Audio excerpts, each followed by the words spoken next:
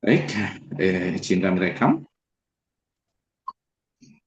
Insya Allah malam hari ini kita akan membahas tentang program hamil holistik dan di mana hal ini adalah sesuatu yang baru di masyarakat, insya Allah, karena tidak banyak yang tahu, maka kita berusaha untuk membagikan ilmu ini kepada teman-teman dan siapa saja yang punya keinginan untuk segera memiliki buah hati.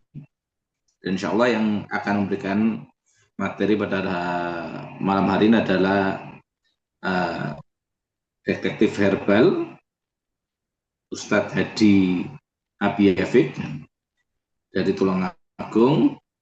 Beliau adalah sahabat kami. Dulu awal-awal nikah, saya juga konsultasi sama beliau. Saya awal nikah dulu 8 bulan baru bisa hamil. Di pernikahan umur 6 bulan itu sudah bingung semua, orang tua, mentua, tanya kok belum isi gitu. Yang isi malah saya katanya. Nah, saya udah gendutan duluan.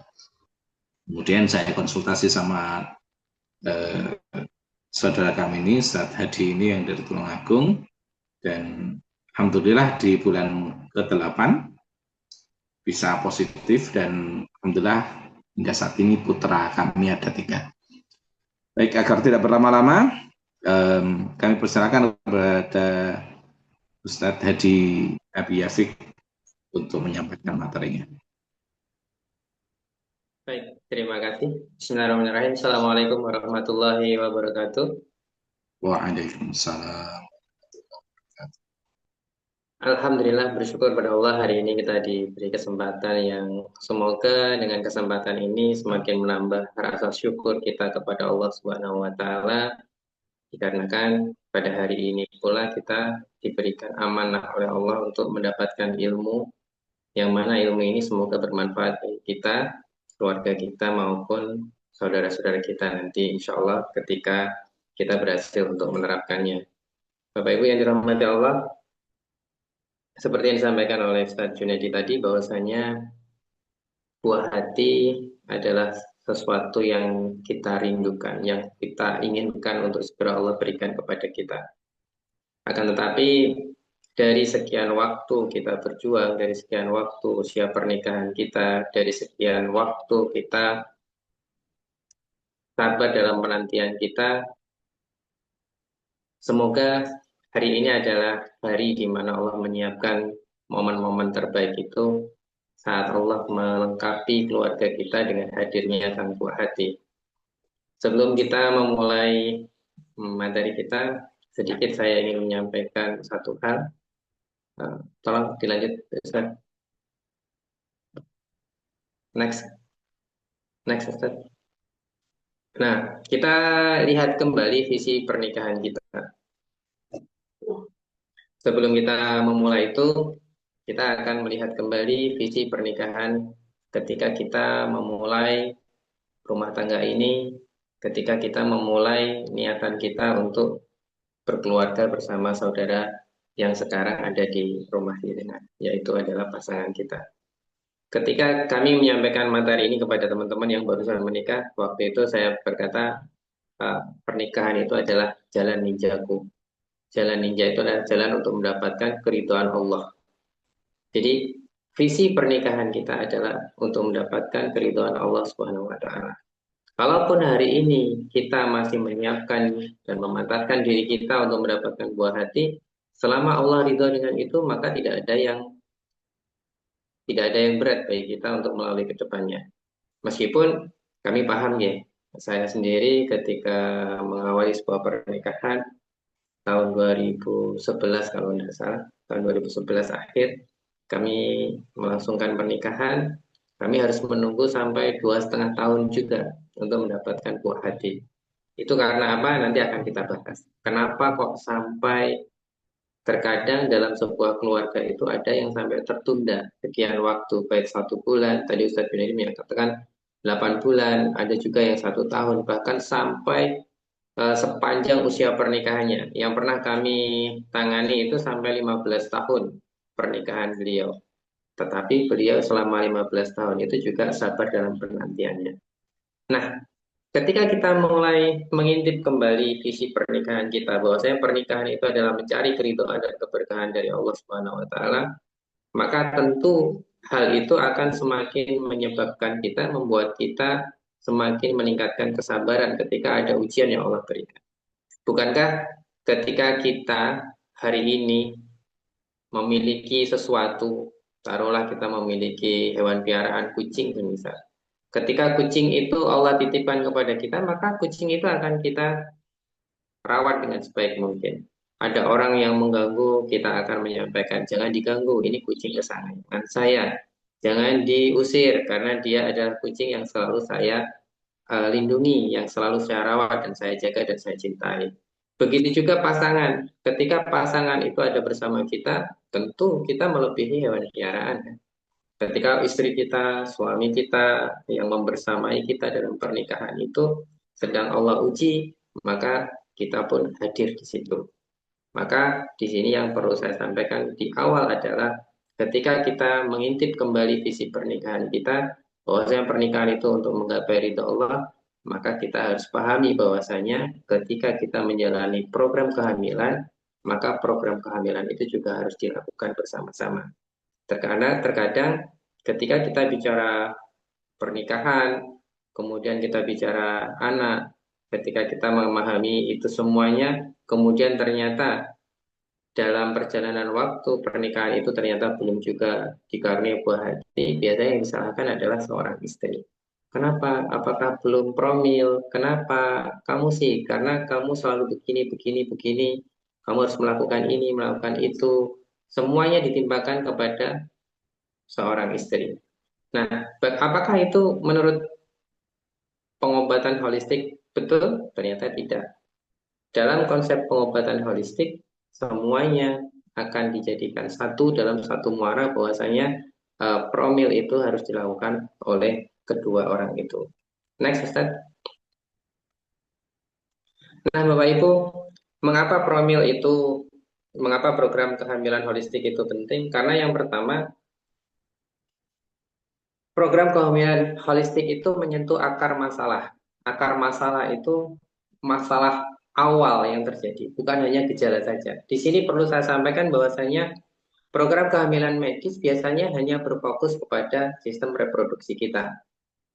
Contoh, dalam satu keluarga, Bapak Ibu, ketika ada masalah dalam program kehamilannya, biasanya kan kita selalu cek medis.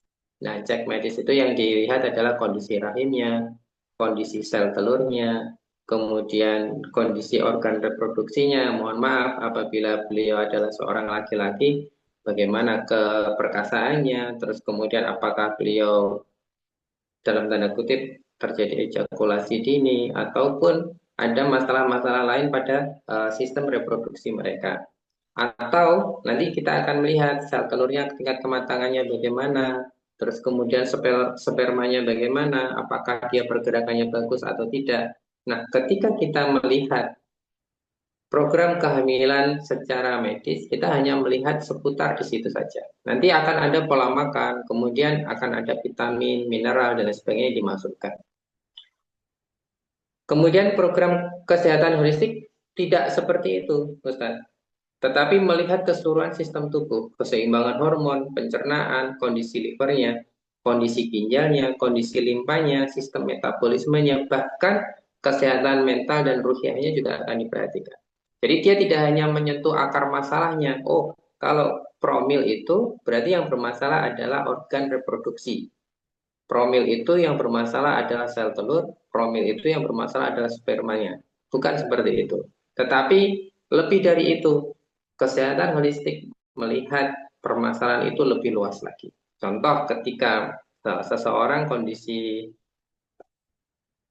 sistem reproduksinya bermasalah, taruhlah nanti ada sel telur yang bermasalah, tingkat kematangan yang bermasalah. Nah, tingkat kematangan yang bermasalah ini dilihat dari mana? Apakah itu murni sel telurnya bermasalah, ataukah dimulai dari kondisi emosionalnya, ataukah dimulai dari pola makan yang bermasalah, ataukah itu dimulai dari kondisi ruhiahnya yang sedang terganggu. Ketika kondisi-kondisi itu muncul, tingkat stres yang tinggi, beban emosional yang tinggi, ketika itu muncul, maka dia akan mempengaruhi tingkat kematangan sel telur, bahkan bagi laki-laki, dia akan mempengaruhi kondisi kualitas sel spermanya. Kemudian, ketika kita sudah melihat itu semuanya, bahwasanya permasalahan tadi itu ternyata ada penyebabnya. Yang itu penyebabnya itu ternyata bukan hanya seputar apa yang kita pahami tadi. Oh, ini ada sel sperma yang banyak yang mati sehingga jumlahnya sedikit. Bagaimana ya cara kita untuk menambah sel spermanya supaya sel sperma itu semakin banyak, dia lebih aktif gerakannya dan sebagainya. Maka kita bisa melihat, oh ternyata tingkat stresnya tinggi, selesaikan stresnya. Oh, ternyata dari pola makan yang menyebabkan masalah, maka rubah pola makannya. Ketika kita sudah tahu akar masalahnya, maka kita bisa melihat apa yang bisa kita lakukan untuk memperbaikinya. Itu yang pertama. Kemudian yang kedua, Ustadz, dalam konsep promil holistik, keseimbangan tubuh dan energi itu penting. Apa yang disebut dengan keseimbangan tubuh dan energi? Keseimbangan tubuh itu adalah bagaimana kita menyatukan eh, hal yang pertama tadi, akar masalah tadi, meliputi kondisi liver, kemudian kondisi pencernaannya, kondisi ginjalnya, dia sehat secara seimbang. Ketika sistem cernanya bermasalah, taruhlah nanti dalam kondisi hari ini ya, coba karena tadi saya lihat di list teman-teman, tidak ada form untuk isian kondisi tubuhnya. Nah, ketika kita melihat kondisi keseimbangan tubuh dan energi tadi itu, ketika kita melihat, taruhlah tubuh kita hari ini, kondisi tubuh kita hari ini, ada ibu yang merasa pada hari ini sistem cernanya bermasalah. Ada ibu juga yang merasa, oh saya tuh pinggangnya kok sakit ya, saya mudah lelah, kemudian saya suka mengantuk. Ternyata hal itu juga akan memicu terjadinya penurunan sistem reproduksi kita. Jadi dalam konsep pengobatan holistik, kesuburan tergantung kepada keseimbangan energi, darah, keseimbangan kondisi tubuh antara dingin dan panas. Dingin dan panas itu adalah kondisi tubuh, sindrom tubuh ya Ibu. Sindrom tubuh ketika kita terlalu banyak mengonsumsi makanan yang bersifat dingin, maka tubuh kita menjadi lebih dingin. Ketika kita terlalu banyak mengonsumsi makanan yang bersifat panas atau kita kekurangan minum, maka kondisi tubuh kita akan panas. Saya ulangi lagi, ketika kita pola makan kita bermasalah akan menyebabkan masalah pada tubuh kita. Ketika kondisi tubuh kita itu terlalu banyak makan sayur dan buah semisal, kita terlalu banyak makan semangka, kita terlalu banyak makan melon, kita terlalu banyak mengonsumsi es, kita terlalu banyak mengonsumsi makanan-makanan yang menyebabkan kondisi tubuh kita semakin lembab, dingin, seperti es krim dan lain sebagainya. Nah, itu akan menyebabkan tubuh kita energinya turun, kemudian bersifat dingin. Jadi sifatnya yang dingin, bukan ketika dipegang itu dingin. Ketika sifatnya dingin, maka mempengaruhi kondisi rahim, sehingga rahim itu akan semakin dingin dan rahim itu sulit untuk mendapatkan pembuahan. Begitu juga pada ayah, pada seorang ayah, ketika kondisi tubuhnya dingin, maka spermanya pergerakannya juga akan lambat. Pada kondisi energi yang lemah ditambah dengan kondisi dingin, maka sel spermanya tadi selain lemah, dia juga akan mudah mati. Jadi meskipun nanti secara medis dia dicek, oh ini spermanya bagus, ini spermanya jumlahnya banyak, bagus, kemudian pergerakannya bagus, kemudian dia aktif dan sebagainya. Tetapi ketika sebelum masa pembuahan, taruhlah beliau memulai pembuahan itu pada tanggal 15 misal. Tetapi pada tanggal 10 sampai tanggal 14-nya suami dan istri ini sering minum kopi, sering minum es, sering makan buah yang terlalu banyak kandungan airnya yang menyebabkan tubuhnya dingin, maka rahim sang istri juga terkondisi dingin. Begitu juga sel sperma sang suami itu juga dalam kondisi dingin. Ketika dua-duanya dingin, maka akan sulit terjadi proses reproduksi. Begitu juga sebaliknya Ibu. Ketika jenengan semisal tanggal 15 tadi itu terjadi proses uh, pembuahan ya, terjadi silaturahmi suami istri kemudian terjadi pembuahan, tetapi sebelum hari-hari itu jenengan berdua dehidrasi. Dehidrasi itu baik karena oh saya itu lagi promil nih, jadi saya harus banyak olahraga semisal. Jenengan banyak melakukan olahraga, lari-lari dan sebagainya. Atau jenengan kekurangan minum yang menyebabkan dehidrasi sehingga tubuh itu menjadi lebih panas dari sebelumnya akan menyebabkan rahim itu menjadi lebih panas. Rahim yang panas itulah yang menyebabkan rahim itu kering. Nah, keringnya rahim akan menyebabkan sulitnya terjadi pembuahan juga. Jadi yang benar yang bagaimana? Terjadi keseimbangan. Dia tidak dingin dan dia juga tidak panas. Bagaimana cara melihatnya? Cara melihatnya adalah ketika hari ini Bapak Ibu itu kecenderungannya suka minum air hangat, berarti kondisi tubuh Ibu dalam kondisi yang dingin. Ketika tubuhnya dingin, maka kesukaannya adalah sesuatu yang hangat. Ketika kondisi tubuh jenengan ternyata panas, maka hari ini jenengan kesukaannya adalah makan yang segar-segar. Jadi itu keseimbangan tubuh itu dilihat dari kecenderungan. Kecenderungan kita hari ini seperti apa? Kalau kecenderungan kita hari ini minum air hangat itu nyaman di tubuh, berarti tubuhnya dalam kondisi dingin. Begitu juga sebaliknya, ketika kecenderungannya adalah menyukai minuman yang segar-segar, makanan yang segar-segar, maka kondisi tubuhnya dengan adalah dehidrasi. Itu yang kedua. Ketika kita sudah memahami itu, Ibu, mengapa promil itu memperhatikan itu supaya selain kita melihat dari hasil cek tadi itu, kita juga melihat kondisi tubuh kita itu sebenarnya cocok nggak sih ketika terjadi pembuahan. Sama halnya ketika kita menanam tanaman di dalam pot. Menanam tanaman di dalam pot yang perlu kita perhatikan bukan hanya bijinya harus bagus. Contoh kita mau menanam cabai, bukan harus bijinya itu harus dibeli di pertanian yang bagus saja, tetapi kita juga harus menyiapkan media tanam yang tepat. Media tanam yang tepat itu bagaimana? Dia tidak terlalu becek, dia juga tidak terlalu kering, jadi dia itu lembab, kemudian hangat. Barulah biji itu disemai di situ, dia bisa tumbuh dengan baik. Begitulah rahim yang hangat, rahim yang tidak begitu dingin, tidak begitu panas, dia akan mudah menumbuhkan sel sperma yang masuk ke dalamnya. Begitu juga dengan sel sperma tadi. Ketika sel spermanya terlalu lembab, disimpan di tempat yang lembab, maka dia akan busuk sebelum waktunya. Dia akan mati sebelum menyentuh sel telur. Begitu juga sel sperma, ketika dia disimpan di dalam tempat yang panas, maka dia akan kelelahan sebelum dia dipancarkan untuk membuahi sel telur.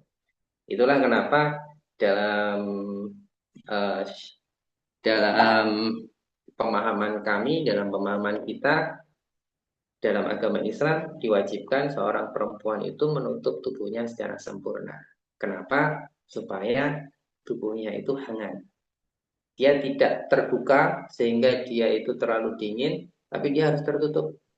Pakai hijab yang bagus, disunahkan untuk memakai kaos kaki.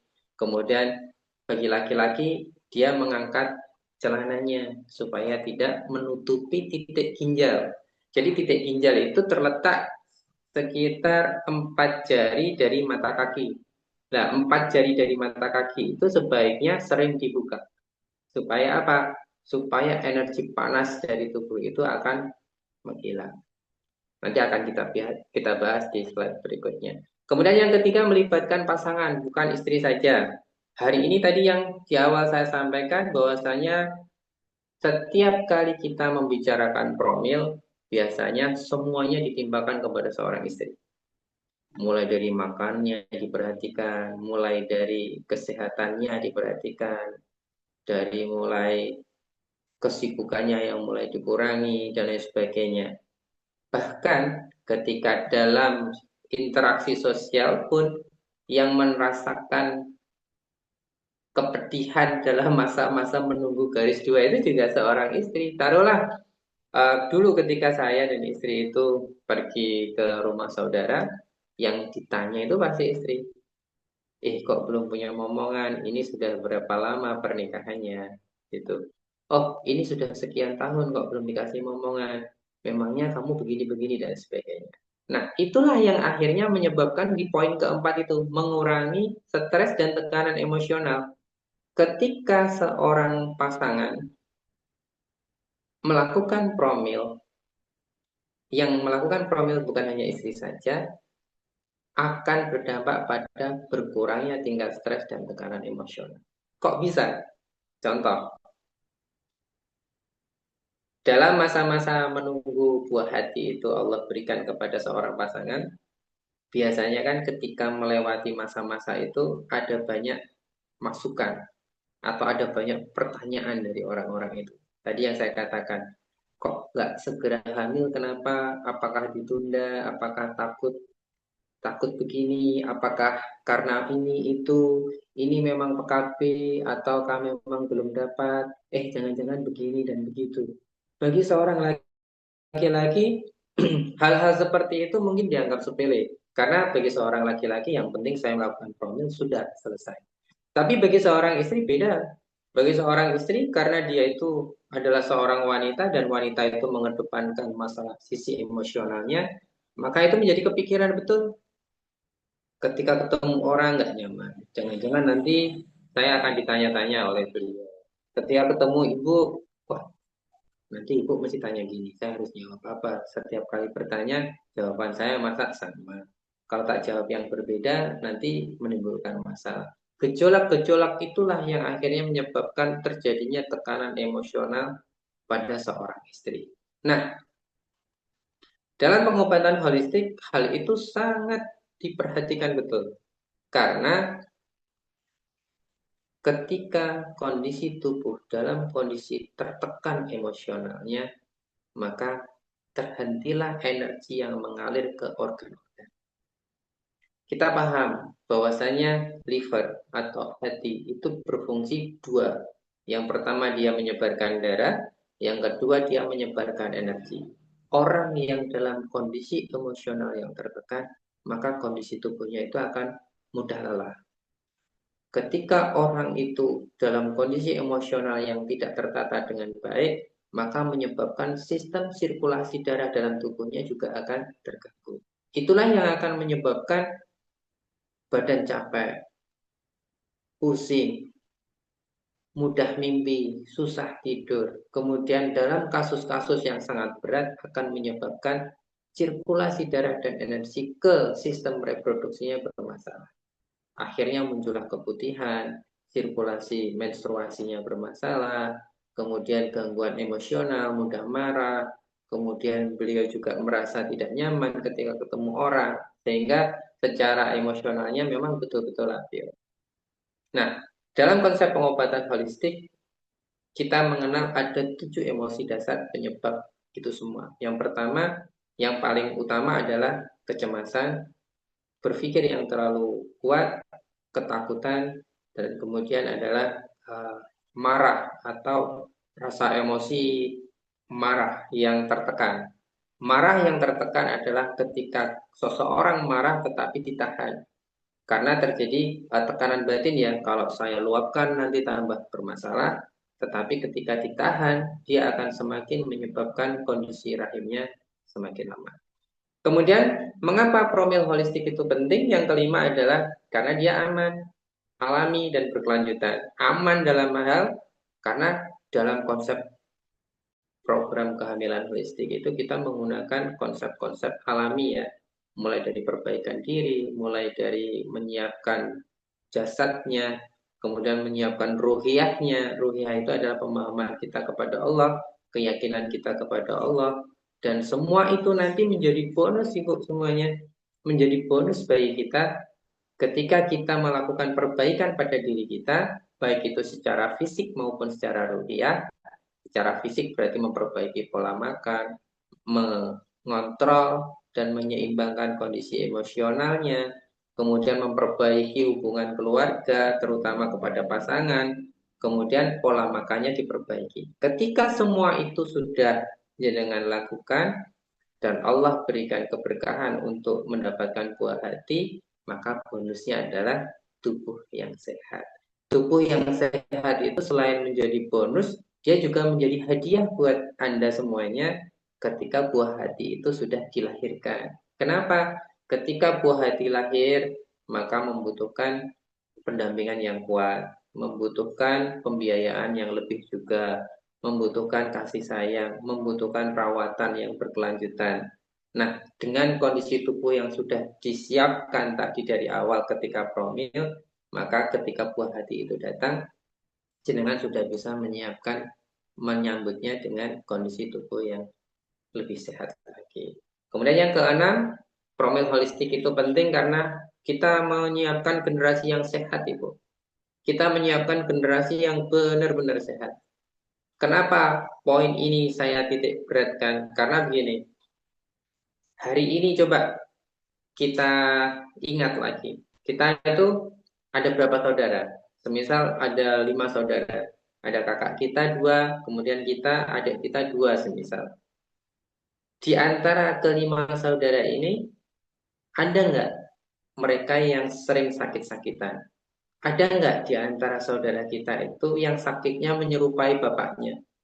Ada tidak di antara saudara kita yang sakitnya menyerupai sakit ibunya? Ada apa tidak di antara saudara ini yang sakitnya itu adalah perpaduan antara sakitnya bapak dan sakitnya ibu? Nah, semua itu Ibu, Bapak, bermula dari promil. Bermula dari ketika kita membersamai pasangan kita. Di mana tempatnya? Ketika kita membersamai pasangan kita, kemudian kita dalam kondisi sama-sama sehat, dalam kondisi yang sama-sama fit, maka kita akan menghasilkan anak buah hati yang sehat. Dia betul-betul tidak terpengaruh dengan kondisi sakit bapak. Dia tidak akan terpengaruh dengan kondisi sakitnya ibu. Dia benar-benar dalam kondisi imunitas yang bagus. Tetapi ketika proses membersamai tadi, ternyata salah satunya sedang lemah energinya, sedang lemah kesehatannya, maka ketika terjadi pembuahan, buah hatinya mengikuti kondisi orang tua yang lemah tadi. Misal yang lemah bapaknya itu qadarullah terkena asma semisal. Ketika sedang promil membersamai istrinya, bapaknya lagi sakit. Maka yang terjadi adalah ketika buah hati itu dilahirkan, maka sifat dan karakter tubuhnya menyerupai kondisi ayahnya. Begitu juga sebaliknya. Maka program kehamilan holistik itu ketika dia menyentuh akar permasalahannya, ketika dia mengontrol kondisi emosionalnya, ketika dia menata pola makannya, ketika dia memperbaiki kesehatannya, tingkat kesehatannya, maka diharapkan beliau semua yang melakukan promil holistik ini akan mendapatkan generasi yang sehat, generasi yang memang betul-betul Allah pilihkan untuk kita untuk menyokong kehidupan kita nanti di dunia dan di akhirat kita. Next, Ustaz. Nah, dalam program kehamilan holistik, pendampingan menyeluruh itu terkait dengan aspek fisik, mental, emosional, dan spiritual, serta pengaturan gaya hidup. Di sini kita melihat, bagi Bapak dan Ibu yang melihat slide, ada spiritual, mental, emosional, fisik.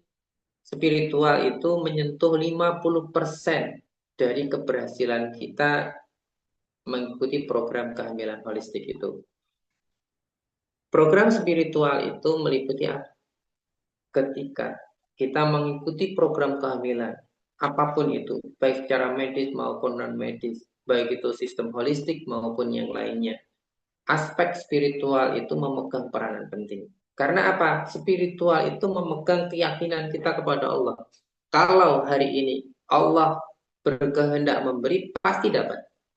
Tetapi kalau belum berkehendak, kita akan bertanya pada diri kita, kenapa sih Allah kok belum memberi kita momongan sebagaimana yang kita harapkan? Apa yang kurang pada diri kita? Apakah kondisi fisik kita yang lemah, sedangkan kita berdoa kepada Allah, ya Allah berikanlah aku penyejuk mata, penyejuk hati, seorang anak yang nanti sehat fisiknya, sehat mentalnya, sehat pemahamannya, lurus akidahnya, Jadikanlah dia anak yang akan membanggakan saya dan kelak yang akan membawa saya ke surgamu ya Allah. Itu doa kita. Ketika kita berdoa dengan sesempurna itu, kemudian ternyata Allah belum memberikan, maka kita lihat pada diri kita. Apakah kita sudah pantas mendapatkan anak sebagaimana yang kita harapkan tadi.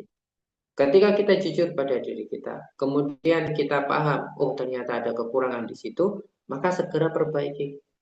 Perbaikilah itu sambil kita pahami bahwasanya jangan-jangan Allah belum memilihku untuk mendapatkan buah hati karena saya belum siap secara spiritual. Ketika nanti anak ini lahir, jangan-jangan saya tidak bisa membimbing dia menuju jalan yang benar. Jangan-jangan ketika dia nanti lahir, malah saya itu terbawa kondisi sehingga saya jauh dari kondisi dari Allah Subhanahu wa taala. Maka perbaikilah sisi spiritual itu. Sisi spiritual yang berikutnya adalah yakin bahwasanya apapun yang Allah berikan, irisan takdir yang Allah kasihkan kepada kita itu adalah yang terbaik untuk kita. Kalau yang terbaik untuk kita adalah menunda dalam kurun waktu tertentu, maka tidak mengapa kita tunda karena itulah yang terbaik menurut Allah. Kalau kita mengikuti ketergesa-gesaan kita, jangan-jangan ketika dikasih tadi kita memang belum siap. Kemudian sisi spiritual berikutnya adalah kita ingat Bapak Ibu, ada dua hal yang Allah janjikan pahala itu Allah kasih secara langsung. Yang pertama adalah pahala Syam Ramadan. Ketika seseorang melakukan Syam Ramadan dengan sempurna, maka Allah akan memberikan pahala itu secara langsung. Tidak dititipkan melalui malaikat, tetapi Allah kasih. Kemudian yang kedua, ketika kita mendapati seseorang melakukan kesalahan kepada kita, menyakiti hati kita dan lain sebagainya. Kemudian kita ridho dengan itu, kita memaafkannya, dan kemudian kita tetap bersikap baik kepada mereka, seperti tidak ada terjadi sesuatu, maka pahala nanti juga akan dikasihkan Allah secara langsung. Jadi Bapak Ibu, sisi spiritual inilah yang harus kita perhatikan, kita ridho, kemudian kita juga sabar dengan perkataan-perkataan yang muncul di sekitar kita. Kamu sudah menikah sekian waktu kok belum punya anak. Kamu begini, begini, begini. Biarlah mereka berbicara. Karena yang paham betul program kehamilan yang jenengan lakukan adalah jenengan sendiri. Yang paham betul nanti ke depan buah hati seperti apa yang jenengan harapkan, itu adalah Anda. Biarkan mereka berbicara, kita tetap dalam program yang kita jalankan. Kemudian aspek mental, emosional, dan fisik. Aspek mental itu kaitannya dengan kesiapan kita menata pola makan dan pola aktivitas kita. Tadi saya bahas di depan bahwasanya kesehatan itu penting dalam program kehamilan holistik. Kalau jenengan terlalu banyak makan makanan yang dingin akan menyebabkan tubuh jenengan menjadi dingin. Kalau jenengan dehidrasi, baik itu karena kurang minum atau terlalu banyak makan makanan yang pedas, makanan-makanan yang panas akan menyebabkan kondisi tubuh kita akan semakin panas. Nah, aspek mental ini diperlukan untuk memahami bahwasanya ini salah. Saya harus berbenah. Bisa dipahami, ya? Oh, berarti pola makan saya selama ini salah. Saya harus berbenah. Karena yang tahu kondisi tubuh jenengan adalah jenengan sendiri. Tadi saya katakan, oh, kalau saya minum hangat, kondisi tubuh saya itu sebenarnya nyaman.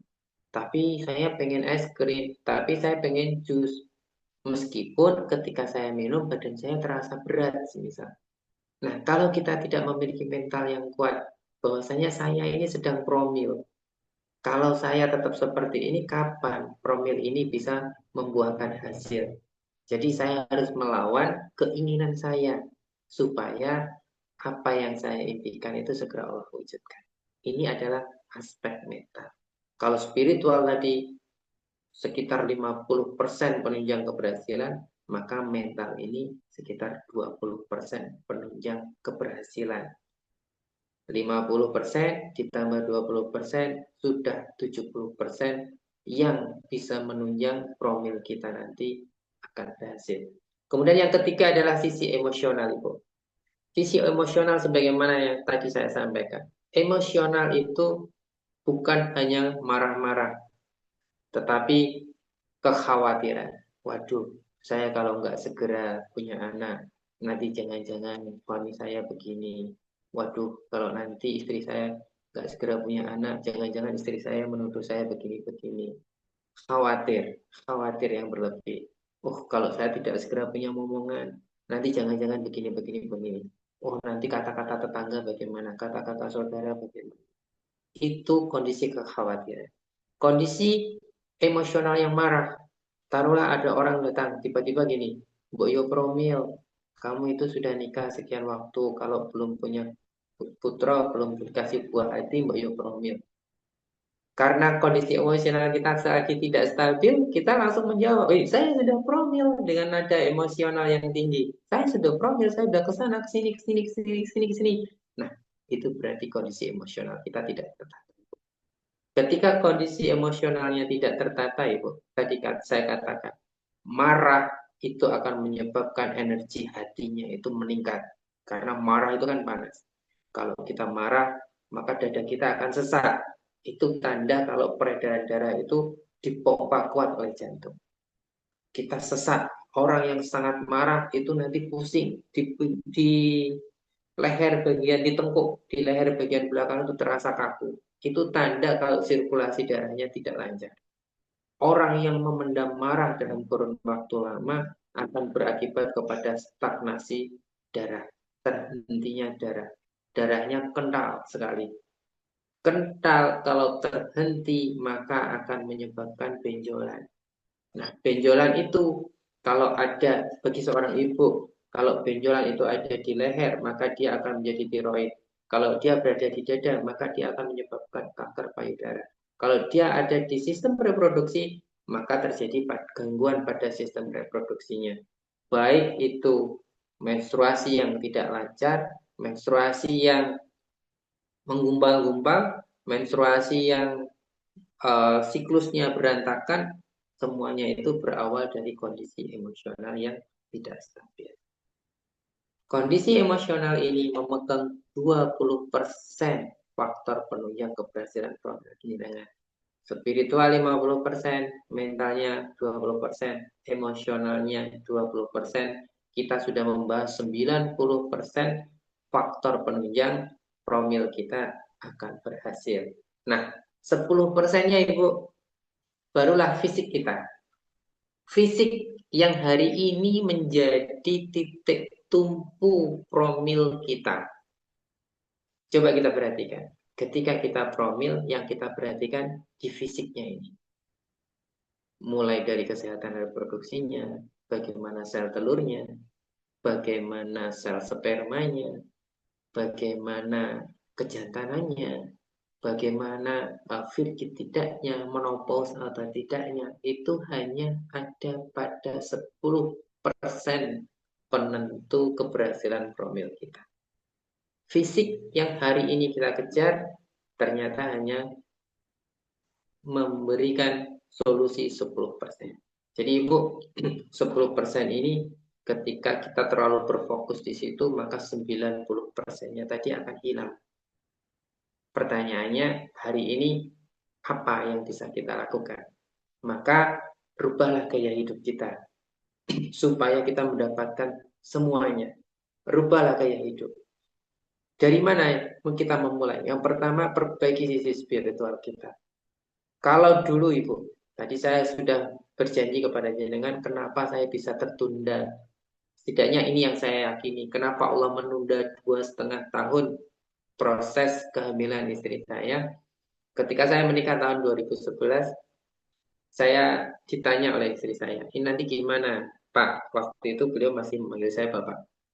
Ini gimana Pak ke depannya?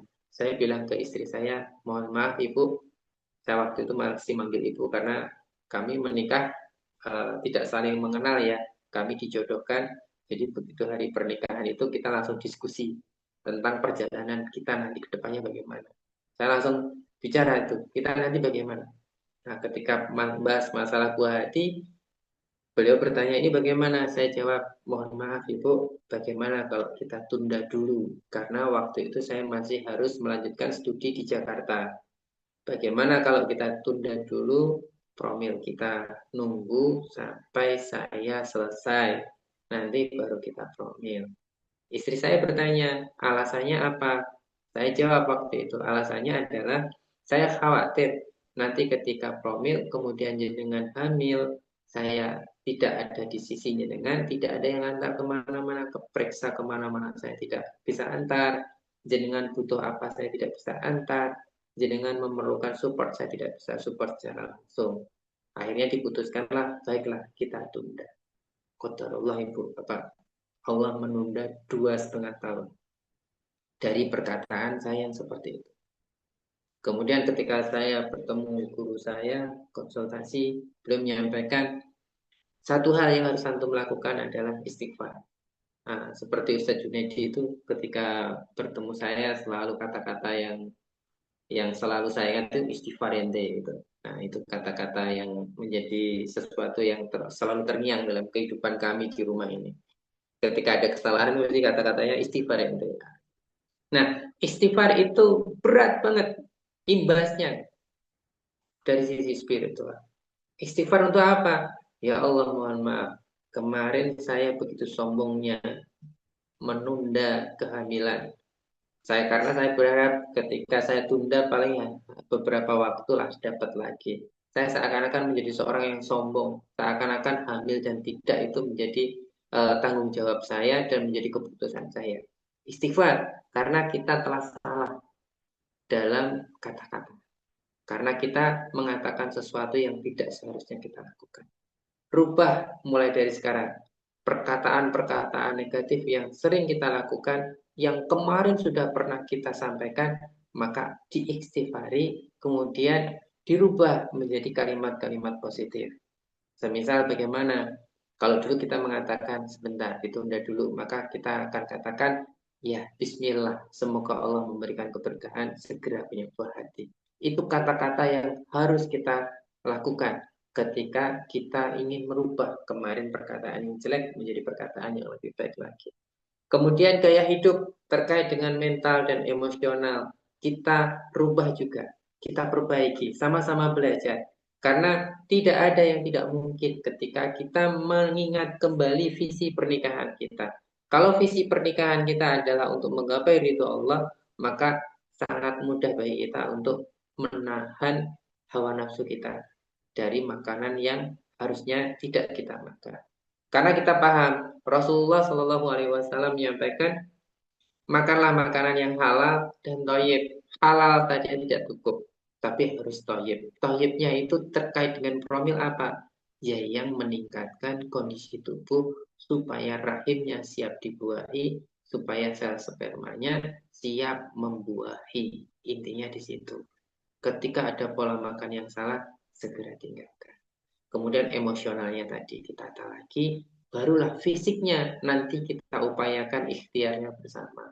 Ketika semuanya sudah kita tata. Next, Ustadz. Nah, Ibu,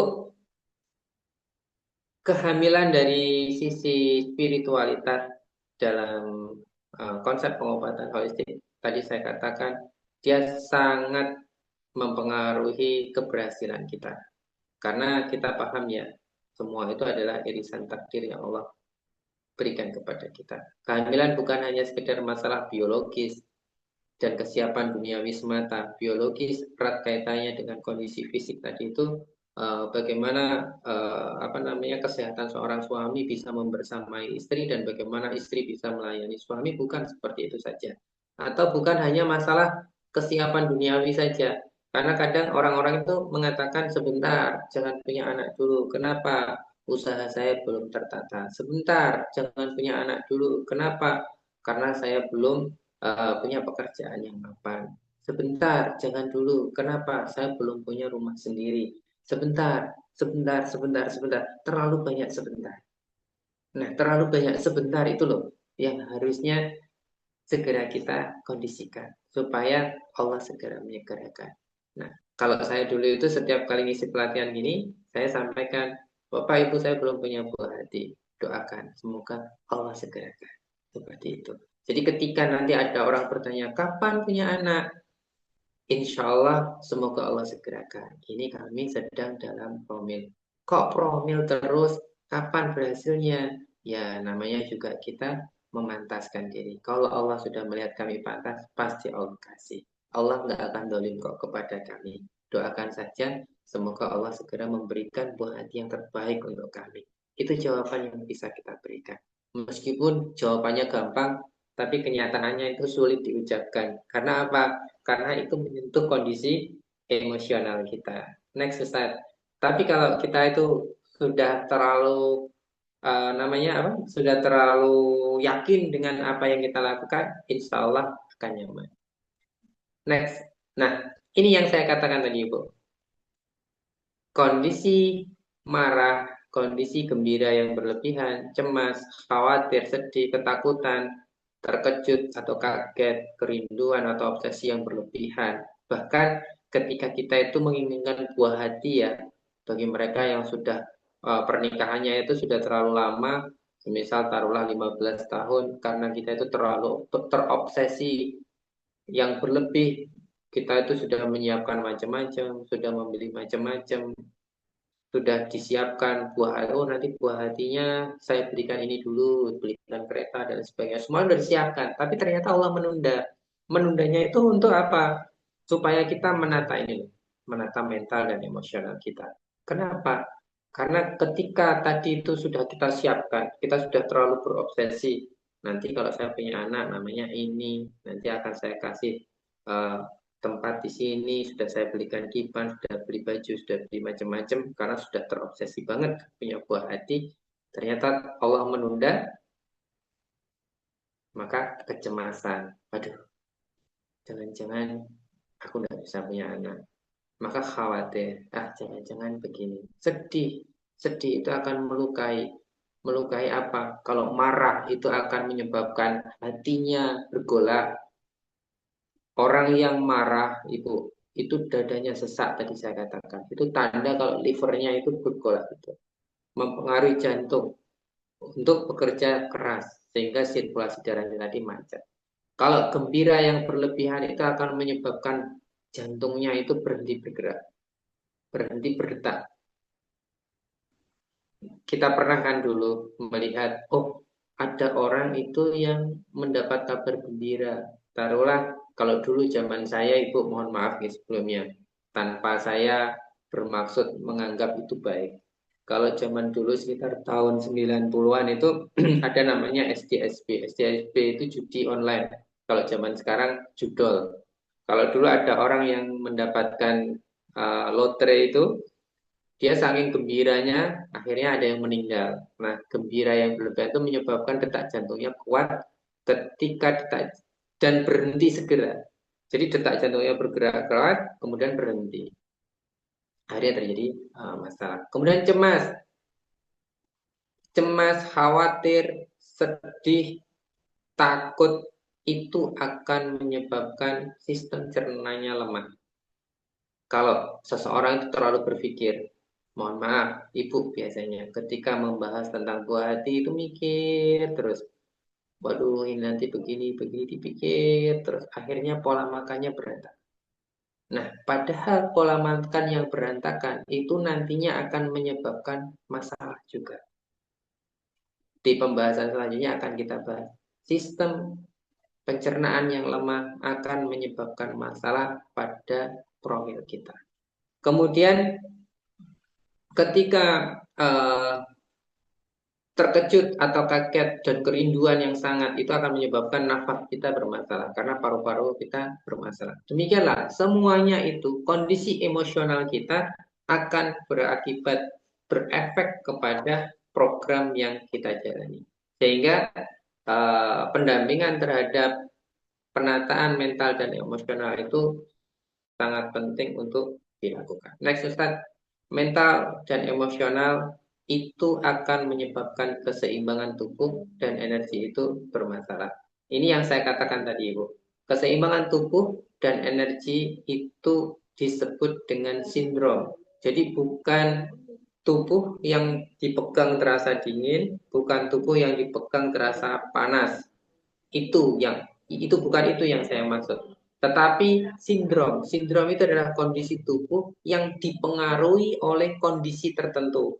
Contoh, dalam kondisi dingin, dalam kondisi dingin seperti ini, kalau di Tulung Agung ini kan sedang musim dingin ya, karena ada hujan, sering terjadi hujan. Jadi ketika malam hari itu cenderung terasa lebih dingin dibandingkan kemarin, beberapa bulan kemarin. Nah, kondisi dingin ini bagi mereka yang memiliki sindrom dingin, maka akan muncul kelemahan tubuh. Taruhlah ketika hari ini kondisinya dingin, kemudian ada orang yang kondisi tubuhnya dingin, maka terjadi sesek, atau terjadi beler-beler, atau terjadi flu, atau terjadi sering masuk angin, atau terjadi mual, muntah, beser-beser. Berarti kondisi tubuhnya dalam kondisi dingin, kemudian kena cuaca dingin. Akhirnya berakibat pada melemahnya kesehatan. Tapi kalau kondisi tubuh jenengan itu panas, dengan kondisi dingin yang ada sekarang ini tidak terpengaruh. Karena ada kondisi panas, kemudian ada kondisi dingin yang menyentuh, malah tubuhnya nyaman. Jadi ada orang yang nyaman dengan kondisi dingin sekarang, ada yang tidak nyaman dengan kondisi sekarang. Kalau yang tidak nyaman, berarti kondisi tubuhnya dingin. Kalau yang hari ini nyaman dengan kondisi tubuh dingin sekarang ini, maka kondisi tubuhnya berarti panas. Atau sebaliknya, kondisi orang dingin ketika cuaca kemarau itu badannya nyaman. Saya kemarin itu ketika hujan itu sakit-sakitan, tapi setelah kemarau saya nyaman. Berarti kondisi tubuhnya cenderung dingin. Begitu juga ketika kondisi tubuhnya panas, ketika musim kemarau nggak nyaman. Oh, saya kalau ini nggak minum es itu nggak nyaman. Karena saya itu merasa kering tenggorokan saya, mudah capek. Saya itu juga mudah emosi. Nah, itu tanda kalau kondisi tubuhnya panas. Jadi sindrom itu adalah kondisi dasar tubuh seseorang yang ditandai dengan kecenderungan makan dan kecenderungan minumnya. Orang yang dingin kecenderungan makannya adalah suka hangat. Orang yang panas kecenderungan makannya adalah suka yang dingin. Nah, ini perlu jenengan pahami. Hari ini jenengan itu suka yang mana? Apakah suka makan dingin? Suka ini bukan suka secara mental tadi ya. Suka bukan berarti pengen. Tetapi suka itu tubuh saya terasa nyaman ketika saya makan dingin atau tubuh saya terasa nyaman ketika saya minum hangat ataupun panas. Ini penting dipahami karena nanti ketika jenengan melakukan program kehamilan, makanan dan minuman yang harus dimasukkan ke dalam tubuh itu harus disesuaikan dengan kondisi ini. Jadi nanti ketika ada yang mau lanjut dalam sesi tanya jawab, nanti jenengan harus paham betul tubuh jenengan itu suka makan dingin atau suka makan hangat. Dan ini harus jujur. Jangan saya itu sebenarnya suka makan hangat, tapi saya pengen dingin. Akhirnya tak tulis biasa saja. Karena biasa menurut saya akan berbeda menurut Ustadz Junedi, akan berbeda menurut jenengan semuanya. Jadi kalau saya itu biasa menurut saya itu adalah suka minum hangat karena kondisi tubuh saya cenderung dingin. Ustadz Junedi bisa jadi yang lainnya, jenengan bisa jadi yang lainnya. Jadi ketika jenengan mengawali promil, pastikan jenengan memahami ini. Next, Ustadz. Nah, beberapa sindrom dalam promil holistik, setelah kita tadi tahu ya, sindrom itu adalah kecenderungan tubuh, bukan suhu, tetapi kecenderungan tubuh. Berikut ini saya berikan sindrom dalam promil holistik. Sindrom ini bisa terjadi pada seorang ibu, bisa juga terjadi pada seorang ayah. Tapi yang saya tulis di sini adalah untuk seorang ibu, karena tadi saya lihat beberapa peserta kebanyakan adalah ibu, dan biasanya ibu itu lebih teliti dan lebih bisa ngontrol ke depannya. Kalau ayahnya nanti kurang gimana, nanti yang mengingatkan biasanya ibunya. Sangat jarang kalau seorang ayah yang mengingatkan istri itu sangat jarang. Mungkin Ustadz Junedi itu. Nah, berarti langka beliau. Nah, beberapa sindrom dalam profil holistik itu setidaknya ada 9 sindrom ini ya, Ibu. Jangan cermati nanti apakah ini ada pada tubuh jenengan, jenengan fokus di situ saja. Dibaca dulu, kemudian nanti ketika ini itu, oh ini gue banget nih. Saya tubuhnya begini, rasanya begini, ini gue banget. Nah, setelah jenengan paham ini saya, berarti jenengan fokus pada program penyelesaiannya itu. Nanti atur pola makannya, bagaimana gerakannya, titik mana yang harus diterapi, nanti ada. Jadi jenengan fokus di situ. Nanti akan kami bantu insya Allah. Nah, beberapa sindrom itu yang pertama adalah kondisi di mana organ ginjalnya lemah. Kondisi di mana organ ginjalnya lemah ditandai dengan tubuh yang terasa dingin, dipegang itu dingin dan merasa dingin. Kalau kena cuaca dingin dia tidak nyaman. Kemudian siklus haidnya panjang, bisa 30 hari, bisa 28 hari, bisa 36 hari. Bolak-balik gitu. Kadang 28, kadang 26, kadang 30, kadang 36, kadang 32. Kemudian rahimnya dingin. Orang yang energi ginjalnya lemah, tubuhnya dingin, siklus haidnya menjadi panjang dan rahimnya menjadi dingin. Tadi saya katakan ketika rahim dingin, mau dikasih sperma sebagus apapun, spermanya akan mati.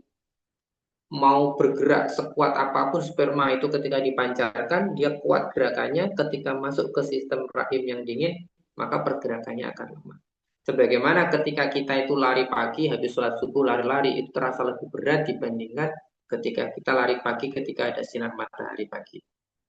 Karena kondisi dingin itu menyebabkan sirkulasi tubuh itu menjadi semakin berat. Karena darahnya semakin kental, energinya semakin turun. Nah, begitu juga rahim yang dingin akan mempengaruhi sel sperma yang dipancarkan ke rahimnya. Ini ditandai apa? Energi ginjal yang lemah itu ditandai sering sakit pinggang, kemudian kaki sering bermasalah, baik itu lemes, baik itu terasa keju, terasa nggak nyaman. Nah, itu tanda ketika energi ginjal kita lemah. Dimulai dari apa? Dimulai dari pola makan yang salah. Pola makan yang dietnya diet yang salah. Pola makan di mana memakan makanan yang semakin menyebabkan energi ginjalnya semakin lemah. Misal sawi, kubis, labu, dan lain sebagainya. Ini ketika energi ginjalnya lemah. Kemudian yang kedua adalah defisiensi dingin ginjal. Defisiensi itu kekurangan dingin ginjal. Berarti ginjalnya kurang dingin, hangatnya sudah pas, tapi dinginnya kurang. Sehingga seakan-akan panas. Ini bukan panas, tapi seakan-akan panas. Sebenarnya hangatnya itu pas. Kalau bisa dikatakan kondisi hangat itu kan panas 50%, dingin 50%. Sehingga dia hangat. Tetapi ini panasnya 50%, ternyata dinginnya kurang dari 50%. Sehingga seakan-akan panas. Tapi bukan panas, seakan-akan panas. Karena panasnya lebih dominan dibandingkan dinginnya. Karena dinginnya kurang. Nah, ditandai dengan apa? Sering panas dalam. Kemudian menstruasinya sedikit dan mudah gelisah. Kekurangan dingin pada ginjal itu diakibatkan ketika kita kekurangan minum. Jadi harusnya kita itu minumnya banyak, karena kita itu aktivitas di luar ruangan, kena terpaan panas, kena udara panas, kemudian kita juga beraktivitas, semisal kita jalan-jalan, kita lari, kita naik sepeda, tapi kita kurang minum, maka akan menyebabkan dehidrasi. Sehingga dehidrasi itu memicu terjadinya panas dalam. Dalam kasus tertentu bisa muncul sariawan juga. Nah, ketika itu tidak segera ditangani, maka menstruasinya menjadi sedikit. Kenapa menstruasinya sedikit? Tadi dehidrasi. Kita tahu ya, menstruasi itu kan mengeluarkan darah. Darah itu hampir 70%-nya adalah air. Maka ketika kita dehidrasi, bukan kita sih, ketika ibu-ibu dehidrasi, maka menstruasinya sedikit. Kemudian mudah gelisah. Kenapa mudah gelisah? Tadi rasa khawatir. Ketika livernya bermasalah, maka muncul rasa khawatir. Livernya bermasalah dari mana? Karena kekurangan darah tadi. Tetapi ini kekurangan darahnya diakibatkan energi ginjal yang melemah. Kemudian yang ketiga adalah kekurangan darah atau anemia. Apa itu kekurangan darah? Jumlah curah darahnya sedikit. jumlah curah darahnya sedikit. Ditandai dengan kondisi pucat, lemah, haidnya sedikit, kemudian sulit untuk bisa hamil. Apa bedanya defisiensi dingin ginjal dengan kekurangan darah? Ini kan sama-sama menstruasinya sedikit atau haidnya sedikit. Kalau yang defisiensi dingin ginjal, dia lemah dikarenakan nutrisi tidak terserap dengan baik, sehingga menyebabkan menstruasinya sedikit. Kalau kekurangan darah, memang tidak ada yang dikeluarkan. Kalau defisiensi dingin ginjal tadi cairannya yang kurang, sehingga padatan darahnya lebih banyak. Kalau ini cairan dan padatan darahnya juga kurang. Jadi ini dari pola makan yang bermasalah. Oh, harusnya memperbanyak makanan daging, tapi nggak suka daging. Tapi aku nggak mau makan daging, tapi aku hilo makan daging, aku jijik dan lain sebagainya. Atau nggak tega makan daging. Akhirnya berakibat kepada anemia. Sehingga solusinya adalah memperbaiki pola makan.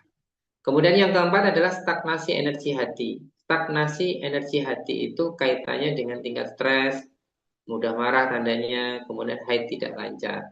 Apa bedanya haid tidak lancar dan haidnya sedikit? Haidnya sebenarnya bagus, tetapi karena ada stagnasi energi hati tadi terkait dengan apa Ibu? Masih ingat? Terkait dengan marah. Nah, ketika emosinya tidak stabil, sehingga tingkat stresnya naik, dia juga mudah marah, kemudian menyebabkan haidnya tidak lancar. Karena energi yang harusnya diedarkan ke seluruh tubuh oleh hati, dia tidak diedarkan. Sehingga menyebabkan rahimnya bermasalah.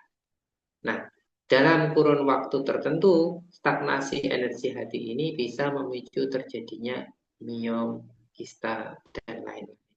Jadi kalau ada di antara jenengan yang mengalami ini, yang mengalami adanya miom atau kista, solusi termudahnya adalah bagaimana meramut supaya tidak terjadi stagnasi hati. Kemudian yang kelima adalah darah statis atau kekentalan darah. Kekentalan darah itu ditandai dengan nyeri haid, terjadi gumpalan-gumpalan pada darah menstruasinya, kemudian siklusnya juga tidak teratur. Gumpalan darah itu adalah ketika jenengan mengeluarkan darah haid, ada kayak darah matang gitu. Atau bahkan dalam kasus yang lebih berat itu terjadi seperti selaput-selaput, kayak kulit-kulit gitu, lapisan-lapisan itu yang muncul ketika terjadi menstruasi. Ini adalah tanda terjadinya kekenalan darah. Kekenalan darah ini bisa diakibatkan karena kita dehidrasi tadi di poin kedua ya. Kita bisa dehidrasi atau bisa dikarenakan pola makan kita yang berantakan. Kita suka makan makanan yang berlemak. Kita suka makan makanan di apa itu? Di angkringan itu, jeroan dan lain sebagainya. Itu bisa menyebabkan kekendalan darah. Kemudian yang keenam adalah lembab dan banyak dahak ditandai dengan tubuh gemuk, keputihan, siklus haidnya terganggu. Tidak harus gemuk ya, mungkin perutnya lebih buncit atau lemaknya lebih banyak atau mungkin perutnya terasa sebah. Jadi ini tanda yang paling dominan itu adalah perutnya terasa sebah. Ketika dibuat makan mudah kenyang. Ketika dipaksa makan dia akan dimuntahkan. Itu tanda kalau kondisinya lembab dan banyak dahak, sering mengeluarkan dahak. Baik itu mohon maaf ketika ngomong itu agak ada error yang mau netes, atau ketika ngomong itu suka keseliu omongan dan sebagainya. Itu tanda kalau ada lagi tanda yang kedua, lembab dan banyak dahak itu bisa jadi ditandai dengan ketika ngomong kadang lidahnya kegigit. Jadi ibu kalau suka ngomong, saya tadi makan ini, ternyata kalau lidahnya kecokot, kegigit, gitu. Itu tanda kalau kondisi tubuhnya lembab dan banyak darah. Kemudian yang ketujuh adalah energi limpa dan lambung lemah. Ditandai dengan lelah, nafsu makannya rendah, pencernaannya lemah. Nah, energi limpa dan lambung yang lemah ini ada tanda khusus lagi, yaitu ketika habis makan mengantuk. Jadi kalau Bapak dan Ibu habis makan kok ngantuk, itu tanda kalau energi limpa dan lambungnya lemah. Ketika energi limpa dan lambung ini lemah, maka dia berakibat kepada poin ketiga, terjadinya kekurangan darah atau anemia. Karena kita paham ya, ketika kita makan, makanan itu akan diproses menjadi darah, darahnya nanti akan diedarkan ke seluruh tubuh. Kalau tidak ada makanan yang dicerna, tidak ada nutrisi yang diserap dan dirubah menjadi darah, maka tubuh akan menjadi anemia. Jadi intinya dari 9 ini tadi bisa saling melengkapi. Oh, tadinya dari energi ginjal lemah berakibat kepada limpa lambungnya lemah, berakibat kepada kekurangan darah dan sebagainya. Nanti akan kita bahas dalam forum yang lainnya. Kemudian yang ke-8 adalah rahimnya dingin. Tadi sudah kita pahami Ibu ya. Sindrom itu kaitannya dengan kebiasaan. Ada kebiasaan-kebiasaan yang menyebabkan rahimnya dingin dan ada kebiasaan-kebiasaan yang menyebabkan rahimnya panas. Rahim dingin itu ditandai dengan menstruasinya nyeri. Kenapa kok nyeri? Nyeri itu muncul ketika terjadi sumbatan darah dan energi.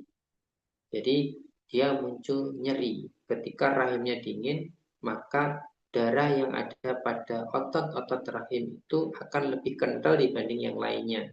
Sedangkan yang diedarkan oleh tubuh dari jantung dipompa ke seluruh tubuh diedarkan itu dalam kondisi yang bagus, misal encer, dia pergerakannya bagus. Ketika sampai di rahim yang dingin, yang darahnya di situ kental, maka darah yang tadinya encer tadi itu akan menyebabkan terjadinya kemacetan. Karena darah kental kan jalannya lambat, sedangkan darah yang encer jalannya lebih cepat. Karena terjadi kemacetan, maka pembuluh darahnya akan mengembung, membesar. Membesarnya pembuluh darah ini akan menekan otot-otot rahim, sehingga muncul rasa nyeri. Kalau kasus ini ditambah dengan kondisi emosional yang tidak stabil, maka akan muncul tadi miom kista yang ada di sistem pembuluh darah. Sehingga miom kistanya nyeri. Jadi ada kanker rahim atau tumor rahim yang nyeri, ada tumor kanker rahim yang tidak nyeri. Ada miom yang nyeri, ada miom yang tidak nyeri. Miom yang nyeri adalah miom yang ada di sistem pembuluh darah. Karena terjadi kemacetan pembuluh darah, dia menekan sehingga muncul rasa nyeri. Kalau yang tidak nyeri, dia berada di luar, berada di dinding rahimnya. Jadi tidak menimbulkan rasa nyeri. Jadi bagi Bapak Ibu yang hari ini merasa, oh berarti kemungkinan besar rahim saya dingin, maka segera hangatkan rahimnya supaya tidak terjadi sakit yang lebih serius lagi. Kemudian rahim panas. Rahim panas itu ditandai dengan darah haid yang lebih banyak ya, kemudian mudah iritasi. Kenapa darah haid tadi lebih banyak? Tadi sudah kita bahas di rahim dingin. Kalau rahim dingin tadi itu darahnya kental sehingga keluarnya sedikit. Nah, kalau rahim dingin itu ada sulit implantasi. Apa itu implantasi? Implantasi itu adalah proses menempelnya zigot. Zigot itu sel telur yang sudah dibuahi. Itu dia biasanya kan nanti nempel di dinding rahim kan. Nempel untuk menjadi embrio bayi. Nah, ketika kondisi rahimnya dingin, dia sulit terjadi implantasi. Sulit terjadi penempelan zigot tadi. Akhirnya belum apa-apa udah rontok. Umur 1 minggu, 2 minggu, 3 bulan itu sudah rontok, sudah terjadi keguguran karena kondisi rahimnya dingin. Kemudian kalau rahim panas, kebalikannya, darahnya lebih encer dibandingkan yang lainnya. Sehingga ketika darah itu masuk ke sistem rahim, dia encer banget. Nah, ketika terjadi menstruasi, maka dia akan keluar lebih banyak. Tapi mudah iritasi. Jadi mungkin di mulut rahimnya atau di jalan lahirnya itu terkadang terkena iritasi. Oh, aku kena ruam-ruam. Jangan-jangan karena pembalut yang kurang baik. Bisa jadi karena itu. Tapi lebih tepatnya karena kondisi darahnya itu panas. Ketika kondisi darah panas, kemudian masuk ke sistem pembalut. Padahal pakai pembalutnya semisal pembalut yang biasa, bukan pembalut herbal. Ketika masuk ke pembalut, di situ kan ada dioksin. Dioksin itu zat pemutih. Nah, zat pemutih ketemu darah yang panas, maka dia akan menguap kembali ke mulut rahim. kembali ke mulut rahim, akhirnya menyebabkan terjadinya iritasi. Itu. Nah, semua ini nanti akan kita bahas pada poin berikutnya ya, terkait dengan makanan yang dianjurkan bagaimana, yang harus dihindari bagaimana, kemudian pola makan yang tepat untuk jenengan lakukan itu seperti apa, herbal yang harus dikonsumsi itu apa untuk menunjang, kalaupun tidak dipakai herbal harus apa yang dilakukan, nanti insya Allah next akan kita bahas. Next Ustaz. Nah, dari beberapa sindrom ini, tadi saya katakan dia akan saling mempengaruhi. Ketika dia akan saling mempengaruhi, maka kita harus lakukan rawatan kesehatan yang tepat. Karena kalau tidak, maka terjadi ketimpangan ya, terjadi permasalahan yang saling tumpang tindih. Tadi saya katakan mulai dari kondisi emosional yang tidak bagus, menyebabkan stagnasi energi pada hatinya, kemudian menyebabkan sistem limpa lambungnya lemah, kemudian berakibat kepada kekurangan darah itu akan memicu terjadinya rahim dingin. Semua itu bisa saling berkaitan. Karena perlu sangat penting bagi kita untuk menjaga kesehatan ginjal, liver, dan sistem pencernaan. Karena ketika kita bahas 9 organ tadi, ke 9 sindrom tadi itu semuanya bermula pada kondisi kualitas kesehatan ginjal, liver, dan sistem pencernaan kita. Oleh karena itu, Bapak Ibu, kalau hari ini ada yang merasa pinggangnya sakit, terus kemudian perutnya terasa sebah, kemudian merasa emosionalnya tidak tertata, mudah gelisah, dan lain sebagainya, itu indikasi awal bahwasanya sedang terjadi kelemahan kesehatan yang memicu terjadinya kelemahan sistem reproduksi jenengan. Nah, pada tadi sudah saya katakan juga bahwasanya kita itu diatur oleh Allah terkait dengan makanan dan minuman yang kita konsumsi, maka pastikan ketika jenengan itu melewati masa-masa program kehamilan, betul-betul diperhatikan pola makan yang harus jenengan konsumsi. Next Ustaz, jangan sampai pola makan yang kita konsumsi tadi menyebabkan masalah kepada tubuh kita. Nah, di sini adalah organ ginjal ya Ibu. Ginjal adalah pusat energi dan panas. Kemudian bagi wanita, energi ginjal mengaruhi tingkat kesuburan, menghangatkan rahim, menguatkan sistem reproduksi. Bagi pria, energi ginjal berperan pada kepekatan, kualitas, dan kuantitas sperma, serta energi seksualitas. Nah, banyak sekali kita yang menganggap ketika pinggang sakit itu masalah ginjal, berarti kurang minum. Kadang kan kita sering mendengar kata-kata atau istilah seperti itu, pinggang tuh sakit, kurang minum itu. Belum tentu Ibu. Kalau yang sakit itu adalah pinggang yang berkaitan dengan energi, maka justru itu kebanyakan minum. Gimana? Tambah bingung. Kalau ginjal itu yang berkaitan dengan cairan, maka disertai dengan masalah pada telinga kita. Telinga berdenging, kalau dibuat mendengar itu terasa samar, nggak nyaman, kayak ada yang mengganggu, menutupi, itu tanda kalau kita dehidrasi. Tapi kalau pinggang kita sakit, disertai perut kita terasa mual, disertai rasa kaki kita itu lepas, rasa kaki kita bermasalah, ada masalah pada organ gerak kita, maka itu kurang nutrisi, kurang panas, kurang energi. Jadi harus menambah asupan yang dimakan dan mengurangi dingin, mengurangi makanan-makanan yang dingin dan mendinginkan.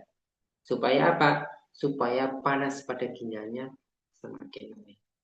Ketika energi panas dan ginjal itu naik, maka seperti yang saya katakan tadi, ketika kita menanam tanaman di pot, itu ibaratnya kita memberikan tanah yang baik, tanahnya hangat, kelembapannya cukup, sehingga dia itu begitu siap menerima biji-bijian yang kita tabur di dalam.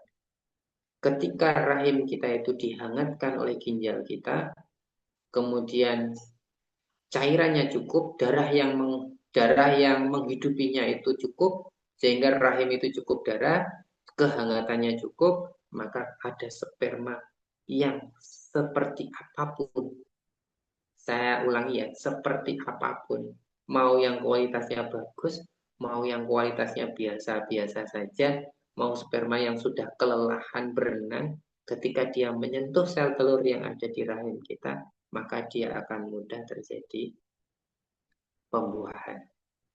Begitu juga ketika energi ginjalnya lemah tadi itu, sebagus apapun sel sperma yang dipancarkan, ketika dia masuk ke rahim yang terlalu becek, terlalu dingin, terlalu lembab, maka dia akan kelelahan dan tidak akan sampai menyentuh sel telur.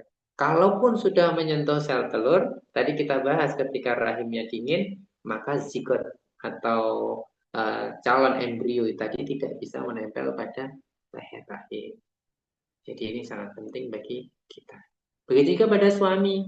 Energi ginjal itu berperan pada kepekatan, kualitas, kuantitas sperma, serta energi seksualitas. Kualitas sperma itu dipengaruhi oleh faktor ini. Kelelahan dan juga faktor pola makan. Pola makannya tidak boleh yang menyebabkan energinya semakin turun, tidak boleh memakan makanan yang semakin menyebabkan kondisinya semakin dingin. Begitu juga fungsi energi ini terkait dengan energi seksualitas. Seperti apa?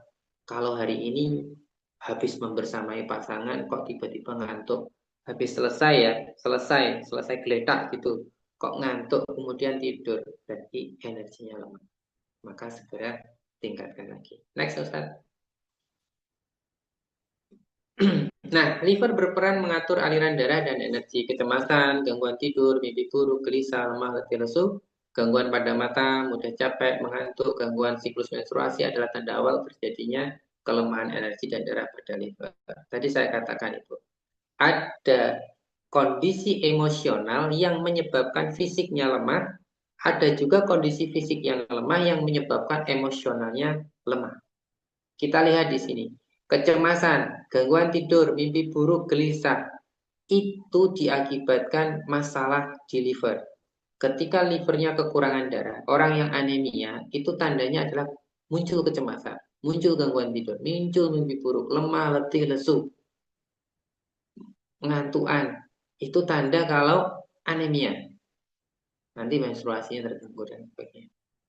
Jadi orang yang seperti ini tanda kalau anemia. Jadi anemia jangan dianggap sepele. Kalau hari ini jenengan itu hanya berfokus, oh aku anemia, makanya siklus menstruasi saya sedikit, saya darah menstruasi saya sedikit. Sebelum menstruasi minum obat penambah darah, misal sangobion dan sebagainya kalau yang medis. Atau minum sari kurma, minum enerblood dan sebagainya untuk yang herbal. Kalau fokus jenengan itu hanya untuk menambah darah menstruasi, maka jenengan hanya akan mendapatkan itu saja. Tapi kalau jenengan itu melakukan perbaikan supaya kondisi rahim jenengan itu tercukupi kebutuhan darahnya, maka rahim jenengan menjadi subur. Jadi pastikan mengatur pola makan, menata pola makan, mengasup makanan-makanan nutrisi penambah darah supaya rahimnya bagus. Kalau rahimnya bagus, siklus menstruasinya bagus, darahnya juga stabil.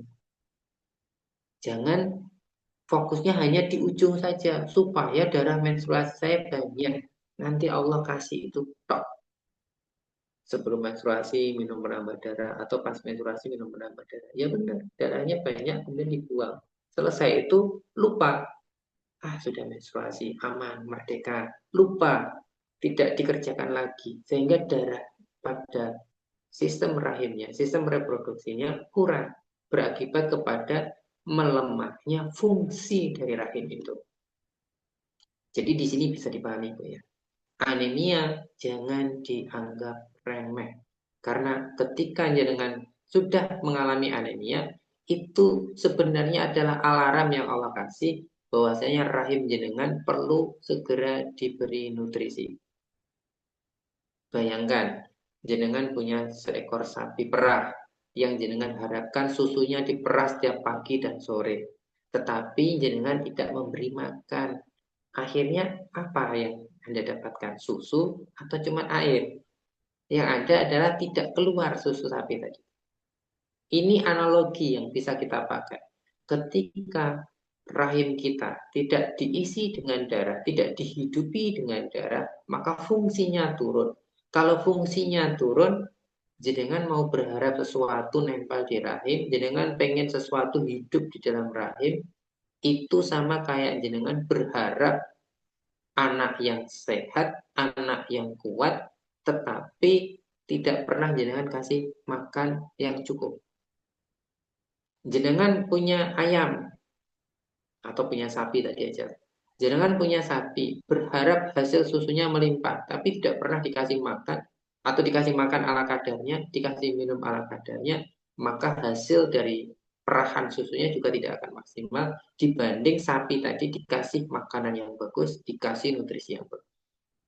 Rahim itu, kalau kualitas darahnya bagus yang masuk ke rahim, maka rahimnya itu menjadi subur, rahimnya itu menjadi hangat, siap untuk dibuahi zat telur yang ada di dalamnya.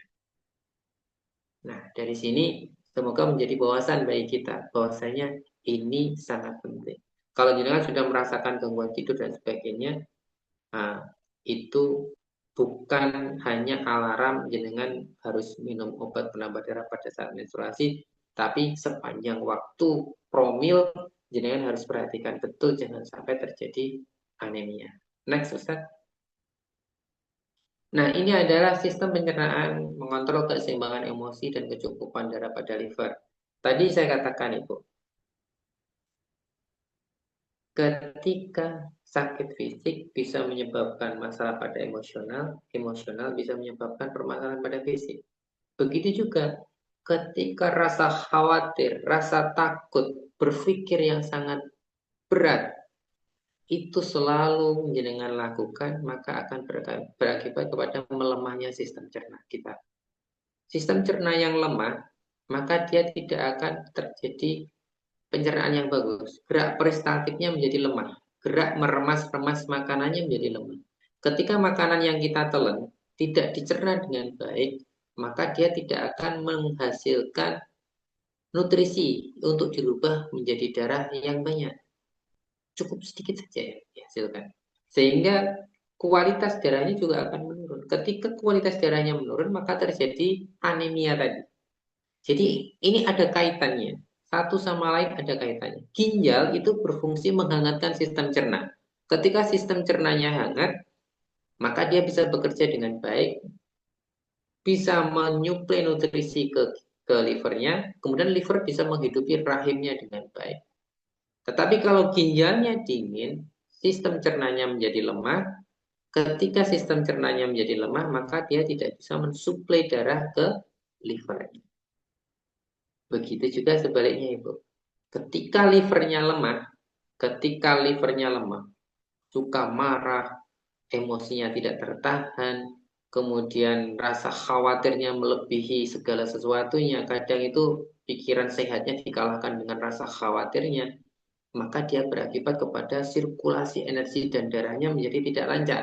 Ketika sirkulasi darahnya tidak lancar, berakibat kepada sistem cernanya melemah, sistem ginjalnya melemah, dan kembali kepada siklus yang tadi.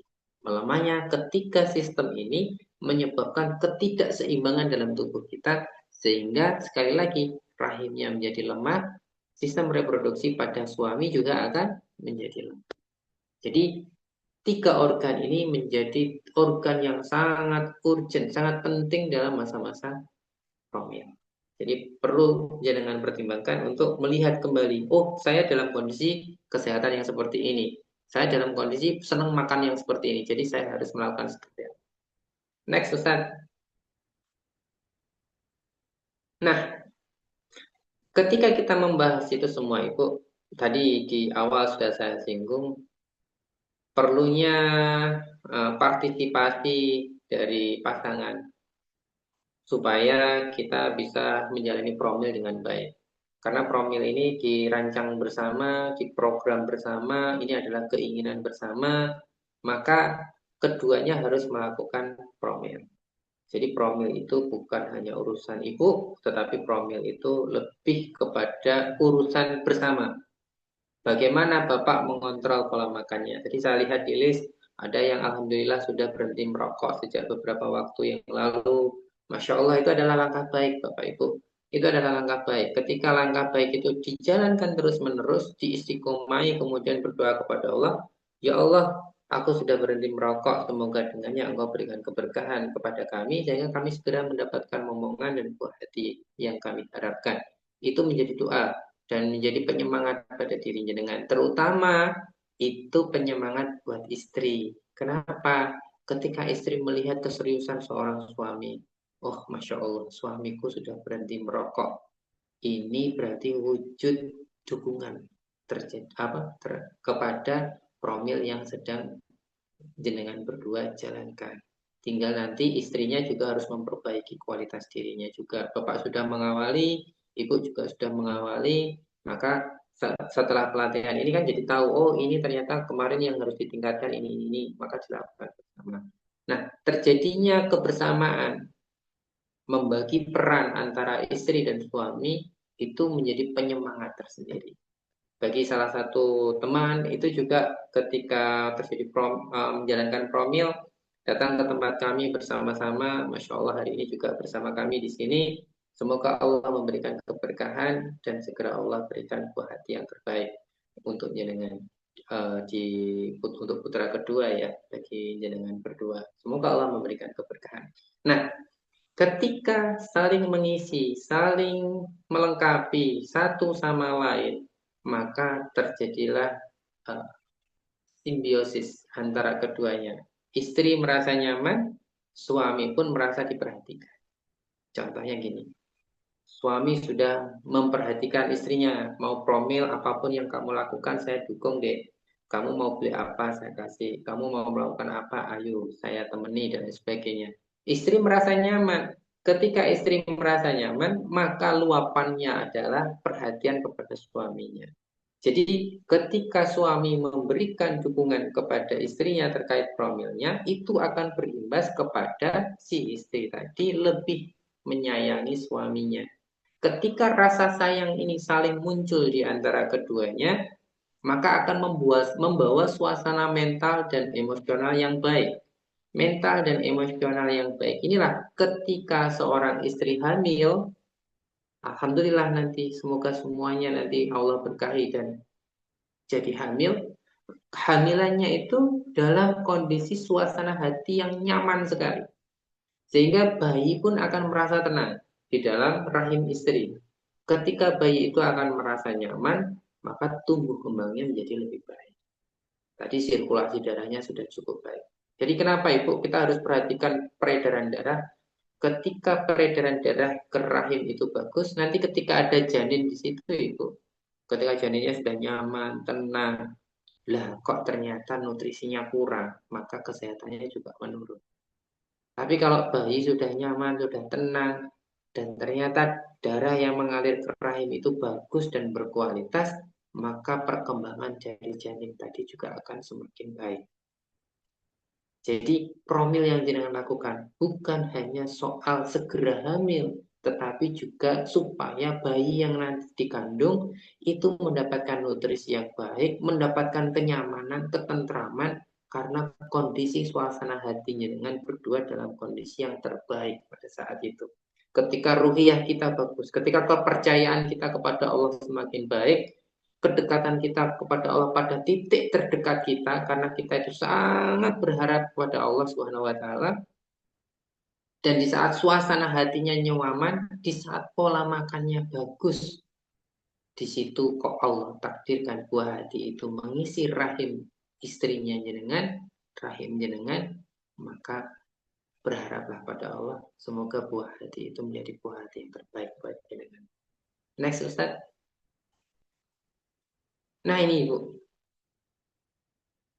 kebersamaan pasangan dalam promil itu setidaknya kalau saya petakan seperti ini. Kondisi rahim sedingin apapun, kondisi stagnasi energi, kondisi kekurangan materi dan darah, rahim dalam kondisi yang asam akan mengalami pergerakan daya tahan hidup sel sperma. Ini ya, ini satu slide ini saya khususkan ketika jenengan itu cek di medis, tapi ternyata hasilnya normal semuanya.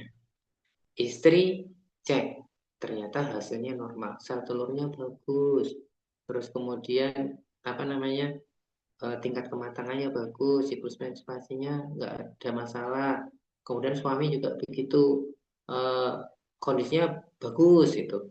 Tapi kok ternyata suami semisal volumenya bagus, pergerakannya bagus, bentuknya sempurna, kepekatannya bagus, pH-nya bagus.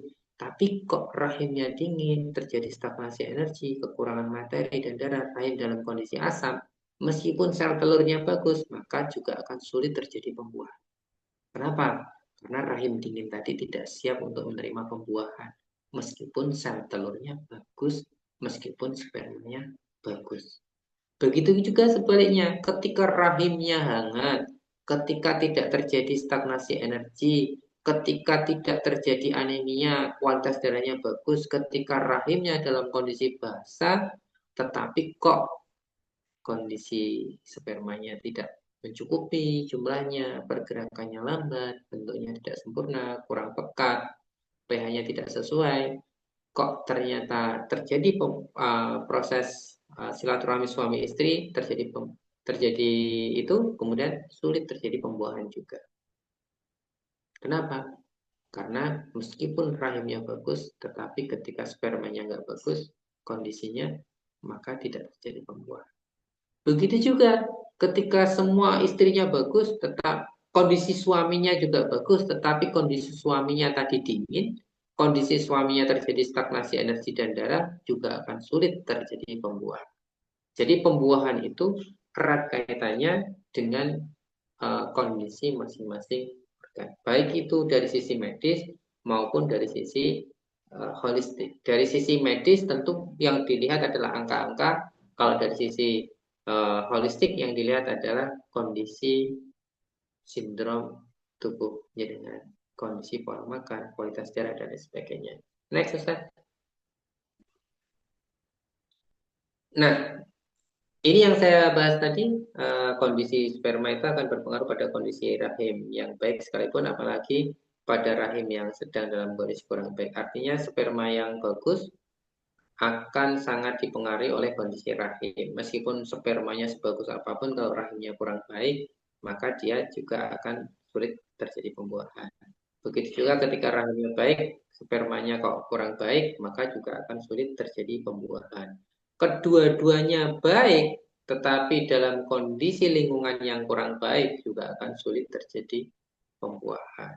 Maka solusinya adalah memahami karakter tubuhnya dengan memahami karakter tubuh suami pasangannya dengan, sehingga dengan memahami itu jenengan bisa melakukan yang terbaik untuk program kehamilan jenengan. Next, Ustaz. Nah, Bapak Ibu, kita sudah sampai pada slide yang terakhir, bagaimana kita memahami kondisi tubuh jenengan. Yang pertama adalah tadi saya ingatkan bagaimana jenengan itu memahami kualitas hidup jenengan. Tingkat stresnya bagaimana, tingkat beban pekerjaannya bagaimana. Kemudian bagaimana jenengan memahami pola makan jenengan. Hari ini apa saja yang dimakan. Mulai dibuatkan list, Ibu. Satu hari ini saya makan ini, kemarin saya makan ini, lusa kemarin saya makan ini. Ketika makan ini semuanya saya merasa begini. Nah, saya kecenderungannya kalau makan makanan hangat begini, kalau makan makanan dingin begini. Itu sangat penting, Ibu, supaya jenengan itu punya peta. Oh, kondisi tubuh saya itu seperti ini. Berarti yang harus saya hindari adalah makanan A, B, C, D, E. Yang harus saya konsumsi berarti harus yang ini, yang ini, yang ini, yang ini. Dengan jenengan memahami itu, maka jenengan bisa mengatur pola makan. Nah, bagi jenengan yang merasa kesulitan, kami memberikan tawaran untuk membantu kondisi diagnosa ya, dari kondisi lidah. Kenapa? Dengan memahami kondisi lidah kita itu menunjukkan kualitas kesehatan kita pada hari ini, meliputi warnanya, lapisannya, bentuknya, tebal tipisnya lidah, itu mencerminkan kualitas kesehatan hari ini, termasuk bagaimana kondisi rahim jenengan, ginjal jenengan, limpa lambung, itu bisa diamati dari kondisi lidah kita. Nah, bagi Bapak Ibu yang merasa kesulitan, oh benar enggak ya sindrom saya ini, benar enggak ya pola makan saya itu seperti ini. Nanti kami bantu diagnosanya Ibu, kami bantu, oh kondisi jenengan ini, kondisi pasangan jenengan seperti ini, maka pola makan yang tepat adalah seperti ini. Nanti akan kami pandu untuk membuatkan menu ataupun pola makan selama 1 bulan.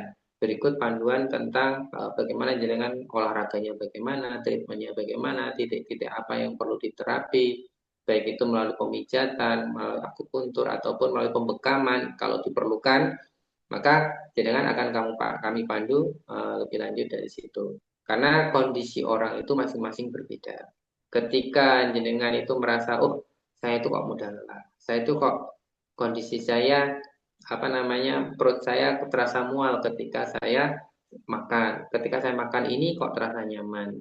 Nah, itu ketika satu sama lain itu kondisinya berbeda, maka kadang nasihat yang diberikan orang itu juga berbeda satu sama lain. Contohnya gini, ada orang menganjurkan, supaya kamu cepat hamil, kamu makan no jambu ini. Supaya kamu cepat hamil, kamu makan no buah ini. Supaya kamu cepat hamil, kamu makan no daging ini. Apakah itu benar atau salah? Dia benar kalau pas tepat kondisi orangnya. Semisal, kalau kamu pengen cepat hamil, makanlah daging daging rusa, semisal. Kalau kamu makan daging rusa, kamu akan cepat hamil. Apakah itu betul? Betul bagi mereka yang anemia. Dengan memakan daging rusa atau daging kambing, maka cepat sekali terjadi penambahan kualitas darah. Anemianya bisa hilang, kemudian rahimnya tercukupi darah, maka bisa hamil. Tapi bagi kondisi orang yang rahimnya panas, bagi mereka yang kecenderungannya bersifat panas, makan daging rusa itu sifatnya panas, ketika minum daging rusa, tambah panas, kualitas darahnya tambah banyak, menstruasinya tambah banyak, maka akan berakibat kepada masalah pada rahimnya. Begitu juga, kalau kamu pengen cepat hamil, makan jambu dersono. Ada yang seperti itu kalau di Tulungagung, biasanya ada kepercayaan seperti itu. Apakah itu betul? Betul bagi orang yang kondisinya panas. Tetapi bagi mereka yang dingin, kondisi tubuh dingin, sifat dari jambu air itu dingin, dingin ketemu dingin tambah dingin, maka rahimnya tambah dingin, tambah sulit untuk mendapatkan buah hati. Jadi karena kondisi masing-masing orang itu berbeda, maka pendampingan untuk mengetahui sindromnya, bagaimana pola makan yang tepat, bagaimana itu saya kira sangat penting untuk dilakukan. Kemudian apakah diagnosa itu juga cukup dengan lidah? Ada banyak diagnosa ya Ibu, bagi mereka yang sudah memahami konsep pengobatan holistik, ada diagnosa mata, ada diagnosa telapak tangan, ada diagnosa wajah, semua itu bisa dilakukan, hanya saja yang paling mengondisikan tubuh kita hari ini adalah kualitas lidah kita. Pola makan jenengan pagi ini akan mempengaruhi kondisi lidah jenengan. Makanan yang jenengan konsumsi apa, itu juga akan mempengaruhi lidah jenengan. Kualitas kesehatan organ jenengan bagaimana, itu juga diperlihatkan oleh kondisi lidah kita. Tapi untuk yang lainnya, wajah, mata, telapak tangan, itu butuh waktu yang lama untuk bisa terpengaruh dengan pola-pola tadi. Insya Allah itu Ibu, semoga sedikit yang saya sampaikan ini bisa menambah wawasan tentang kesehatan, terutama tentang program kehamilan secara holistik.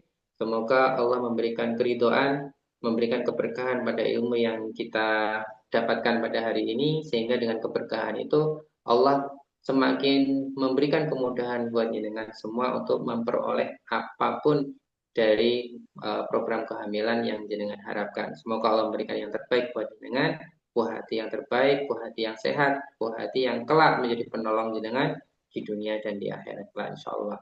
Wallahu a'lam bishawab. Assalamualaikum warahmatullahi wabarakatuh. Waalaikumsalam warahmatullahi wabarakatuh. Terima kasih kepada Ustadz Hadi Abi Afib yang telah menyerangkan sangat jelas sekali tentang program hamil holistik ini, Masya Allah. Jadi dulu memang Ustadz Hadi seperti ini, kalau sudah ngasih ilmu itu sampai habis, sampai benar-benar jelas, tidak ada yang ditutupi. Ya, baik. Untuk berikutnya adalah bagaimana untuk bisa ikut program hamil ini atau promil holistik ini. Baik, promil holistik. Apa saja yang akan didapatkan para peserta promil ini? Yang pertama adalah pendampingan penuh. Jadi dalam promil ini setiap peserta akan mendapatkan pendampingan penuh mulai dari diagnosa awal, kemudian bagaimana mengatur makan dan sebagainya akan didampingi langsung oleh Ustadz Hadi Abu Yafik. Kemudian yang kedua, free konsultasi sampai kelahiran. Jadi benar-benar free konsultasinya kalau ikut program hamil ini sampai lahir. Kemudian yang ketiga adalah mendapat e-book panduan promil holistik yang sudah disampaikan hari ini, tapi lebih jelas lagi sampai ke detail bagaimana cara menumakan, mengatur dan sebagainya. Kemudian yang berikutnya adalah penyusunan menumakan promil holistik sesuai dengan kendala dari hasil diagnosanya.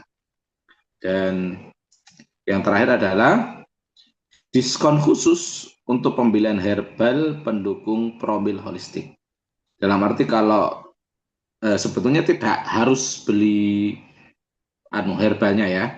Kadang cukup dengan merubah menu makan itu sudah cukup. Namun kalau butuh penanganan lebih, maka ada diskon khusus untuk pembelian herbal melalui klinik beliau.